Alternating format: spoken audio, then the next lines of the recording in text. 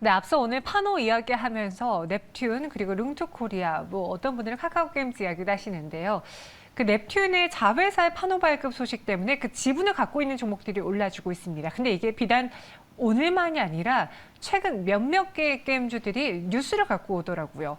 전체적인 분위기 전환도 가능할지 하반기 전망해 보겠습니다. 레모리서치 이상엽 이사와 함께하겠습니다. 어서 오세요. 네, 안녕하세요. 네, 안녕하십니까. 뭐 오늘장은 뭐 파노라는 또 가장 큰 뉴스가 있었습니다. 근데 7월 들어서 게임주들이 좀 전반적으로 슬금슬금 올라주려고 하고 있는데 물론 추세 상승이라고 하기에는 너무 조금 올랐잖아요. 네네. 하반기를 전망해 봤을 때 좀 좋게 보이십니까? 어떻게 보이세요? 네, 많은 기업들이 이제 바다에서 좀 꿈틀꿈틀하는 모습을 갖고 있어서 네. 게임즈에 좀 관심 가지는 분들도 좀 많으실 것 같은데요. 실적 부담은 좀 있을 수 있지만 상반기보다는 하반기가 좀 더 괜찮지 않을까 생각을 합니다. 생각해 보시면요, 작년부터 해서 상반기까지 P2E 게임, 블록체인, 메타버스 등과 연계되면서 개발자들의 수요가 크게 증가해서 이 게임 업계가 사실 이제 퇴사, 이직이 많았었거든요. 그렇다 보니까 이제 게임사들 입장에서는 신작 출시가 좀 집중하기 힘든 부분이 있었고요.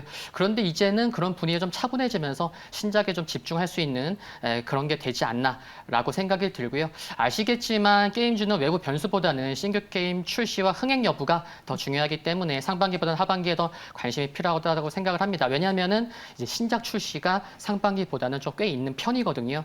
또 코로나19 재유행 우려로 인해서 외부 활동이 줄어든다면 게임하는 분들도 증가할 수 있겠고요. 그리고 이제 게임주는 대표적인 이제 낙폭과대 섹터이기 때문에 실적 기대감이 큰 기업들은 많진 않지만 분위기가 조금이라도 호전되면 투심이 좀 빨리 호전될 수 있는 섹터라는 게 좀 긍정적인 것 같습니다.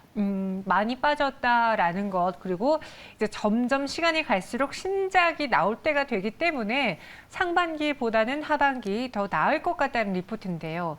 근데 보면 목표 주가는 다 하향했어요. 이게 최근에 뭐 성장주들의 그 밸류 PER 재조정 때문인 건지 네. 왜 목표가가 좀 하향됐을까요?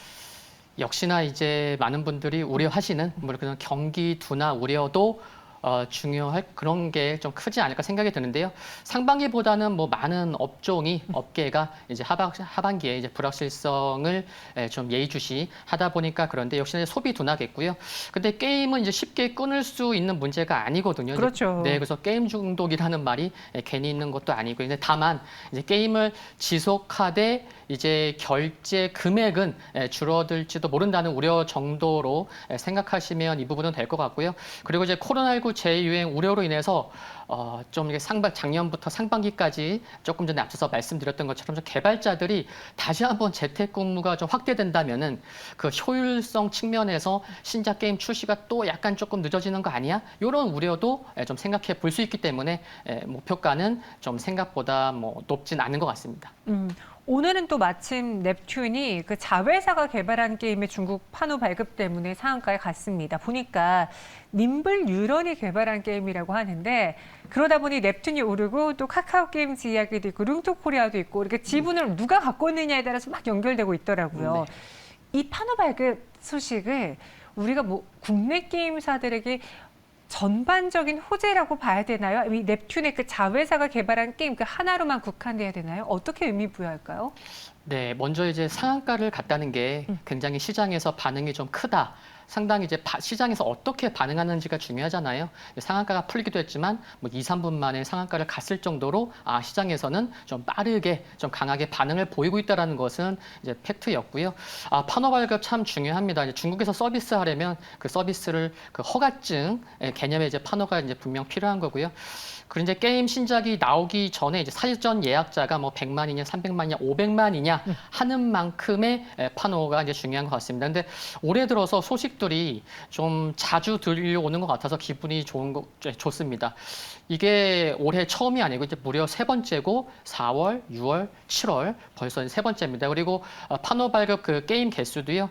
4월에 45개, 6월에 60개, 이번에 67개로 증가하고 있고요. 그래서 뭔가 속도가 좀 빨라지고 있다는 그런 느낌까지 듭니다. 그래서 앞으로 하반기 이제 6개월 남았는데 벌써 뭐 7월이 하반기긴 하지만 6개월 동안 앞으로도 좀 지금의 속도라면 조금 더 판호 발급 좋은 소식 이어지지 않을까? 그러면은 이 판호 발급 자체가 게임주에 좀 훈풍을 좀 줄 수 있는 그런 또 매개체가 좀 이슈가 되는 게 아닌가? 그런 생각까지도 이어서 좀 해볼 수 있는 것 같습니다. 네, 단순히 신작 기대뿐 아니라 오늘 나온 뉴스를 보고 최근에 좀 판호 발급이 잦네라는 이 뉴스까지 더해지면은 게임주 하반기 전망이 그래도 상반기보다 낫지 않을까. 그럼 하반기에 실질적으로 게임을 좀 내놓을 그런 회사들을 한번 볼게요. 어떤 회사들의 신작 기대가 있을까요? 네, 게임주 같은 경우는 많은 분들이 이제 시가총액 대형주를 우선 이제 관심 갖고 보시는 분들도 많으실 텐데요. NC 소프트와 이제 크래프톤이죠. 그 두 기업의 시가총액만 합쳐도 무려 20조 원이 될 정도로 두 기업은 시장 내에서 차지하는 비중도 크고 관심도 큽니다. 근데 이 두 기업이 4분기에 드디어 이제 대작을 발표하기 때문에 게임주들은 특히나 이 두 기업이 뭐 맏형급이기 때문에 분위기만 잘 잡아준다고 하면은 4분기 분위기 좀 호전될 수 있겠다고 생각이 들고요. 그리고 NC소프트의 스레넌 리버티, 그러니까 TL 같은 경우에는 NC소프트가 그 리니지 시리즈의 차기작으로 개발 중이던 게임을 뒤집고 만들 정도로 회사에서 좀 많은 공을 들이고 있고요. 최근까지 좀 이어지고 있는, 지금 출시되진 않았지만 그런 트레일러 영상이나 소설 등도 보이면서 시장과 소통하고 있는 것도 긍정적이고 조회수도 높은 것은 또 이제 주의 깊게 살펴봐야 될 것 같고요. 그리고 또 크래프톤 같은 경우는 그 칼리스토 프로토콜이 출시가 확정이 됐습니다. 12월 2일인데 제작자가 굉장히 유명하기 때문에 기대감이 상당히 크다고 보이고, 그래서 성공해주면은 배틀그라운드에 의존하던 게임 리스크도 좀 해소할 수 있지 않을까 하는 기대감도 지금 갖고 있는 것 같습니다. 제가 알기로는 그 김민수 대표님이 네. 게임을 되게 좋아하시는 걸로 알고 있는데 혹시 회사에서도 많이 게임하고 계시나요? 너무 바쁘셔서 요즘은 많이 못 하시는 것 같습니다. 아, 이사님은요? 게임 좋아하세요? 저도 이제 바빠질 것 같아서. 네. 아, 네. 뭐 게임 못하면 뭐 어떻습니까? 바빠지는 게 좀 네네. 좋은 거죠. 이런 것과 같이 앞서 뭐 이야기해 주셨던 크래프톤도 있고 NC소프트도 있는데 반대로 예상했던 신작 일정이 늦춰진 회사들도 있습니다. 펄어비스도 그렇고요. 컴투스도 그럴 것 같은데 펄어비스가 주요 신작 론칭을 연기했어요. 그럼 올해 뭐 실적 반등이라든가 주가 반전을 좀 꾀하기 어려운 건가요? 어떻게 보십니까? 참 게임주들 실적 갖고 얘기하면 참 답하기가 어렵고 좀 나중에 관심을 가져야 하나 이제 그런 생각도 드는데요. 그 말씀하신 펄업에서 좀 말씀을 드리면은 2분기 적자 전환 우려도 좀 있는 것 같습니다. 그리고 이제 크게 보면은 일단 기본적으로 올해 실적 기대감은 크지 않다는 것은 좀 염두하셔야 될 것 같고요. 근데 펄어비스 하면 뭐죠? 검은 사막, 붉은 사막입니다. 그 출시한다고 연기된 것만 벌써 붉은 사막 제가 알기에는 최소한 2년은 됐거든요. 그래서 다만 이제 올해 내에 붉은 사막 10분 이상의 플레이 영상을 공개한다고 하니까 그런 기대감은 가져봐야 될 것 같은데, 다만 하도 연기를 하도 많이 하다 보니까 이제 실망감은 이제 둘째치고 그래 이제 도대체 얼마나 잘 만들어서 내놓는지 좀 보자, 이런 그런 눈높이도 덩달아 올라갔거든요. 그래서 참 웰메이드해서 공개를 해야겠다는 생각도 들고, 뭐 대응 전략 말씀드리면은 기술적으로는 최근 저점이었던 47,700원 상당히 중요해 보입니다. 그냥 단순히 그냥 최근 저점이었기 때문에 이런 말씀 드리는 건 아니고요. 좀 오랜 기간으로 봤을 때도 중요한 가격이다라는 거고, 그래서 이제 이 가격만 좀 지켜진다면 내년을 바라본 보유 관점은 뭐 유효한 것 같습니다. 저희가 게임주들을 지난해 너무너무 열광적으로 매수했나 봐요. 그 당시 뭐 게임 회사면은 뭐 하나 아무거나 싶어도 올랐던 그런 시기였잖아요. 마침 또 메타버스까지 엮이면서 또 여기다가 미믹스 코인으로 인해서 P2E 게임이 나타나면서 너무너무 열풍을 끌었던 것과 달리 올해는 좀 심심한데, 그럼 현재 약간 긍정적인 이야기들이 나오고 있는 이 시점에서 게임주들 어떻게 전략을 세우는 게 좋을까요? 그냥 무조건 홀딩인가요? 네, 제가 이제 앞서서 이제 말씀드린 거 들으면 네. 이 이사는 게임주를 좀 약간 좋게 얘기하겠구나 이런 생각이 벌써 눈치 빠르신 분들은 드실 텐데, 단기로 보면 게임주가 그렇게 좀 매력적이진 않은 것 같습니다. 그러나 이제 시장에서는 이제 내년까지 바라보고 내년에 턴어라운드가 기대되는 섹터 중에 하나로 게임주를 또 보고 있는 분도 적지는 않거든요. 그래서 이제 중기적인 관점에서는 뭐 보유 및 매수는 유효하다고 말씀을 드리고 싶고요.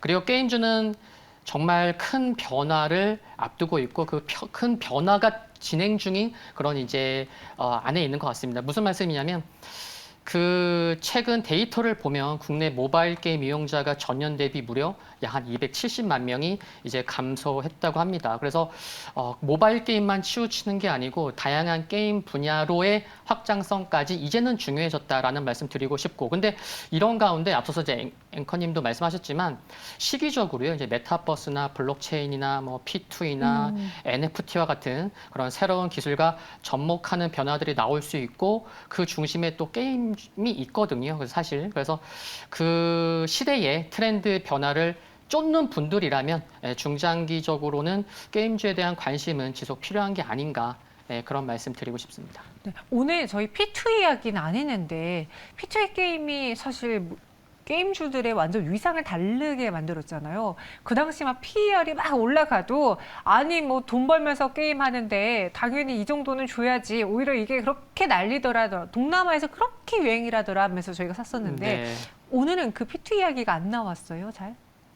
네, P2E보다는 일단 오늘은 뭐 판호가 부각받은 것 같고요. 그리고 근데 아시겠지만 이제 P2E도 요즘은 조금 이제 뭐 왜 이렇게 안 들리지라고 생각이 들지만 네. 여러 게임이나 좀 뉴스를 좀 검색해 보시면 P2E 관련된 얘기도 조금씩 있고, 그리고 메타버스 관련돼서도 여러 기업들이나 지금 뭐 협력한다거나 그런 뉴스들도 굉장히 많거든요.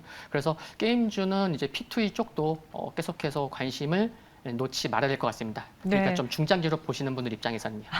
제가 뭐 게임을 좀 많이 알면 막 이것저것 말씀드릴 것 같은데 저도 게임에 있어서 약간의 문외한이기 때문에 이런 현상들이 있구나. 그럼 지금 우리가 봐야 되는 거는 요 판호 발급이라는 이슈가 나와주면 땡큐고 여기에 신작이라는 또 각자 갖고 있는 모멘텀 뉴스를 봐야겠다라는 생각이 듭니다. 그런 걸 다 종합해 봤을 때 지금 긍정적으로 이야기해 주신 이사님, 현 시점에 눈여겨볼 만한 게임주도 이야기해 주시죠. 네, 이 기업은 이제 수급이 참 눈에 띄게 좋아서 네. 이제 말씀만 드려도 뭐 그러실 텐데 이제 네오이즈를 좀 말씀드릴까 해요. 네오이즈요? 네. 그 우선 게임주 내 기관 수급이 상당히 좋죠. 좀 제가 확인해 보니까 5월 말부터 해서 기관이 약 400억 원 이상 매수를 하고 있고요. 물론 최근에 자사주 매입 공시도 있었기 때문에 그 자사주 매입 50억 원도 포함된 매수 금액일 거예요. 일정 부분은요. 그리고 이번 달부터 이제 웹보드 규제 완화로 이제 매출 증가도 기대가 되고 있고요. 이제 월 50만 원에서 이제 월 70만 원 이제 결제할 수 있기 때문에, 그리고 과거에도 2016년인가요? 이제 30만 원에서 50만 원 올렸을 때도 이제 웹보드 관련된 게임주들이 이제 매출이 실질적으로만 20% 올랐다. 그런 기록도 있고요.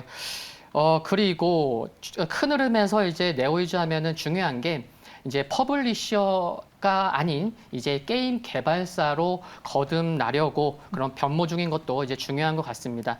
그 중에 지금 세계적으로 지금 소울 라이크에서 중요한 게임 이제 엔들링이라고 있는데 그게 이제 전 세계적으로 1,200만 이상의 판매를 올리고 있거든요. 지난 3월 기준으로만 해서요. 근데 이 네오이즈가 이제 지금 준비 중인 소울라이크 장르의 피해 거짓이 이제 그쪽 부류인 거죠. 소울라이크. 그래서 이 소울라이크 이제 피해 거짓이 이제 게임 개발사로 변모해 가는 그런 중심에서 큰 책임을 맡고 있는 듯하고 기대감도 큰 것 같습니다.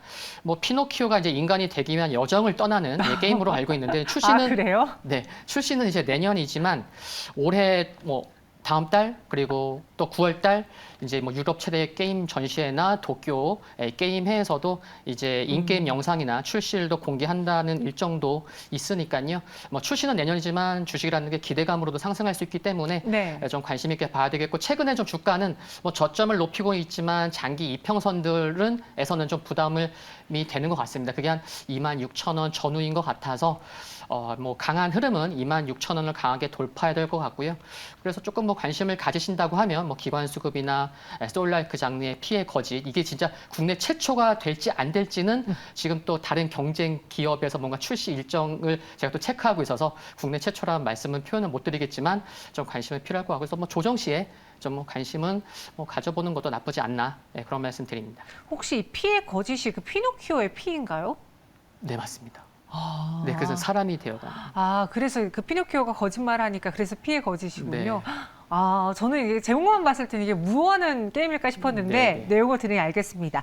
네오위즈 이상혁 이사님의 오늘 픽 종목으로 저희도 같이 한번 눈여겨보도록 할게요. 이사님, 오늘도 수고 많으셨습니다. 고맙습니다. 네, 수고하셨습니다.